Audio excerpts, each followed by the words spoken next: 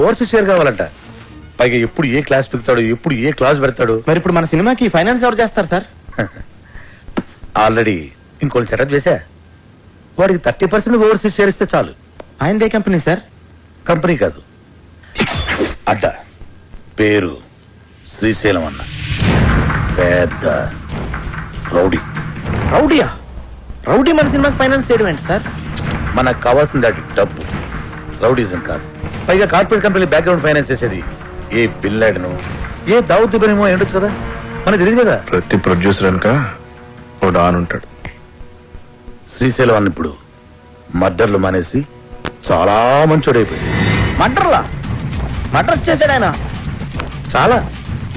కానీ అన్ని కేసుల్లో కోర్టు ఆయన నిర్దోషిగా విడుదల చేసింది. అదలా? సాక్షులు లేరు కాబట్టి. సాక్షులు ఎందుకు లేరు? సాక్షులను కూడా చంపేశాడు.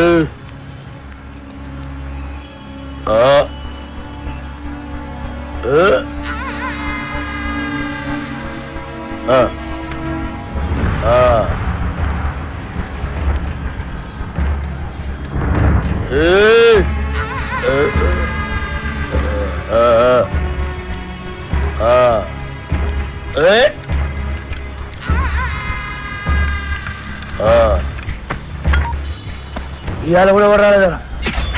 ఎవడు రాలేదురా? అదే నేను లేపేనికి ఎవరు రాలే. నన్ను లేపనీకి రాకపోతే నీకు డిసప్పాయింట్మెంట్ ఏందిరా? అరే నిన్ను లేపేనికి ఎవరు రాకుండా నా డ్యూటీ ఎందుకన్నా? నేనేమన్నా బేకారీగా అన్నావు లాగన్నా?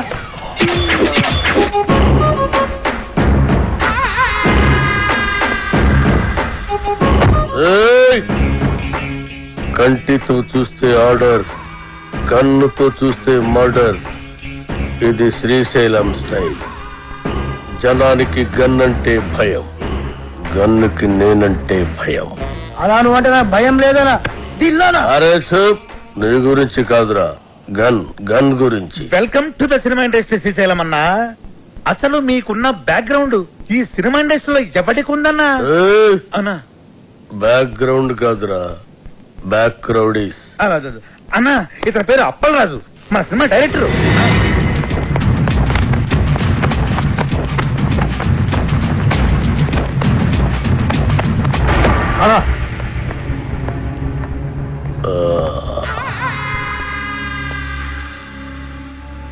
మొదటి సినిమా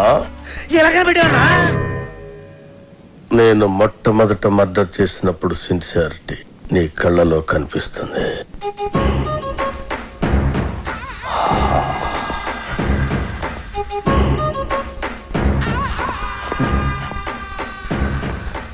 నా 4వ మర్డర్ సినిమాల్లో చేసిన. అది 5వదనా? 4వది బర్త్డే పార్టీలో కూర్చేసినావు.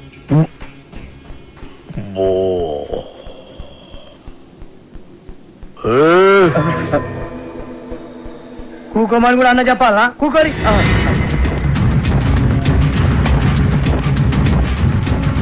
థియేటర్లో నా దుష్మన్ గాండి లేపేసిన తర్వాత టైం పాస్ కోసం మిగతా సినిమా చూసిన. అప్పటి శాంతి ఇంట్రెస్ట్. ఇంకో విషయం, మన సినిమాలో కత్తులు, గన్నులు, రౌడీలు, బాంబులు ఎవరిని రెంట్కి తెచ్చుకోవాల్సిన పని లేదు. అన్ని మన దగ్గరే ఉన్నాయి, ఫ్రీ. సార్ సార్ సార్, మనది అలాంటి సినిమా కాదు సార్. మంచి ఫీల్, ఎమోషన్, సెంటిమెంట్ ఉన్న గొప్ప ట్రాజడీ సినిమా సార్. కన్ను తడిస్తే సెంటిమెంట్, దెబ్బ తగిలితే ఆయింట్మెంట్. అబ్బా అబ్బా అబ్బా! అన్నా శ్రీశైలం అన్న సూపర్ అన్న. అన్నట్టు ఇదిగో శ్రీశైలం అన్న పాటలు బ్రహ్మాండంగా రాశారు తెలుసా నీకు? ఏంటి ఆలోచిస్తున్నావు? మన సినిమాలో పాటలన్నీ అన్నతో రాయితేనేగా. రాయిద్దామంటే కాన్పైన కొడతా. అన్న ఫైనాన్స్ చేసేదే పాటలు రాయనికి. అన్న ఆర్డర్ ఇది గుర్తేస్తా.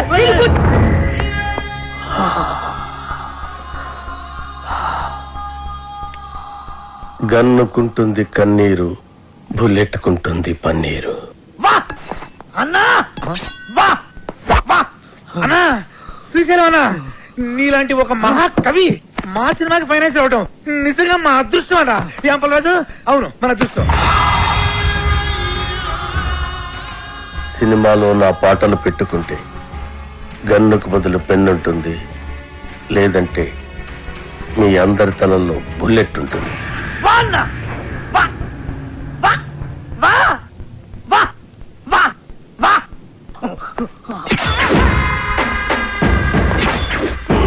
ఆ శ్రీశైలం గారి క్రిమినల్ అండి. వాడు నా నాయకి పాటలు రాయడం ఏంటండి? వాల్మీకి కూడా ఒకప్పుడు క్రిమినలే. రామాయణం రాయలే. వాల్మీకి వీడికి పోలిక, పురాణాలను అవమానించుకో. గుల్జర్ కూడా ఒకప్పుడు జేబు దొంగే. రైటర్ అయ్యాడు కదా. గుల్జార్ చెబుతాంగా, ఎవరు చెప్పండి నీకు? తెలుసు. Shall I check it on the net? నెట్లో ఉండదు. నెట్ లో అన్ని ఉంటాయి. ఉండవు. నెట్ లో లేని ఇన్ఫర్మేషన్ కూడా నీ దగ్గర ఉంటుందంటావు. ఉండదు. మరి ఉండదన్నాగా. ఇందాక ఉంటుందన్నావు కదా. ఉండదు అన్నాను. Shut up! What is this confusion? Are you trying to say that it's not on the net and you know it, or it is on the net and you don't know it, or you are on the net or the net is on you? అబ్బా అప్పలరాజు, అర్థం చేసుకోండి. శ్రీశైలం అన్న మనం పాటలు రాయమన్నందుకే ఆవిడ మనకి finance ఇస్తున్నాడు. ఆవిడ పాటలు మనకు వద్దంటే కత్తితో కాదు గన్నుతో గొంతు వస్తాడు. అలాంటి దగ్గర ఫైనాన్స్ ఎందుకు తీసుకున్నారు సార్? ఇప్పుడు కాదంటే వాడు మళ్ళీ మర్డర్స్ మొదలు పెడతాడు. అంటే ఇప్పుడు నేను ఆడికి భయపడి చచ్చినట్టు ఆడు ఏమి రాస్తే ఆ పాటలు నా సినిమాలో పెట్టుకోవాలా? అసలు ఆడికి పాటలకి సంబంధం ఏంటండి? లిరిక్స్ స్పెల్లింగ్ తెలుసు ఆడికి? పాటలు ఎవరంటారయ్యా, మ్యూజిక్ వింటారు అంతే. నీకు కావాల్సిన మ్యూజిక్ నువ్వు కొట్టించుకో, వాడికి కావాల్సిన లిరిక్ వాడు లిరుక్కుంటాడు. కాదు గీదు అంటే నీకు ఈ సినిమా ఉండదు, నాకు ఈ గొంతు ఉండదు. పుష్ప పద, నీతో సినిమాలు ప్లాన్ చేయడం కంటే డబ్బింగ్ సినిమాలు చేసుకుంటే బెటర్. మిమ్మల్ని ఎడ్యుకేట్ చేయడం నా వల్ల కాదే. అంతా అయిపోయింది కృష్ణ. ఇప్పుడు ఆ శ్రీశైలం గాడు పాటలు పెన్న పెట్టి రాయడు, నాకు గన్న పెట్టి రాస్తాడు.